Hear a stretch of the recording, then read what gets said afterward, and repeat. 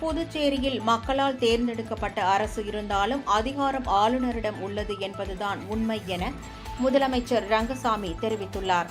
2026ஆம் ஆண்டு தேர்தல் வரவுள்ள நிலையில் புதுச்சேரியில் உள்ள அனைத்து அரசியல் கட்சிகளும் தேர்தல் பணிகளை தொடங்கியுள்ளன. இந்நிலையில் என்ஆர் காங்கிரஸ் கட்சியின் இளைஞர் அணிக்கு இணையவழி உறுப்பினர் சேர்க்கையை அக்கட்சியின் தலைவரும் முதலமைச்சருமான ரங்கசாமி தொடங்கி வைத்தார். பின்னர் நிர்வாகிகளிடையே பேசிய ரங்கசாமி, புதுச்சேரியில் முத்தான திட்டங்களை அரசு செயல்படுத்தி வருகிறது எனவும், கடந்த ஆட்சியில் ஆளுநருடன் சண்டை போட்டுக் கொண்டிருந்தனரே தவிர மக்கள் நல திட்டங்கள் செயல்படுத்தப்படவில்லை எனவும் கூறினார்.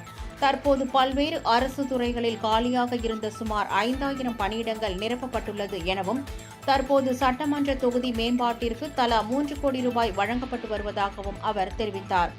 அரிசி கொள்முதலில் ஊழல் என எதிர்க்கட்சிகள் குற்றம் சாட்டிய நிலையில் சிறந்த முறையில் அரிசி வழங்கப்பட்டு வருவது மக்களிடையே வரவேற்பை பெற்றுள்ளதாகவும், இலவச அரிசியுடன் 2 கிலோ கோதுமை வழங்கப்பட உள்ளதாகவும் அவர் குறிப்பிட்டார்.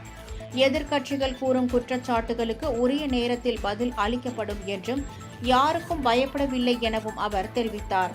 புதுச்சேரிக்கு மாநில அந்தஸ்து பெறுவது மிகவும் அவசியமான ஒன்று என குறிப்பிட்ட முதலமைச்சர், தேர்ந்தெடுக்கப்பட்ட அரசாக இருந்தாலும் அதிகாரம் ஆளுநரிடம் உள்ளது என்பதுதான் உண்மை என கூறினார்.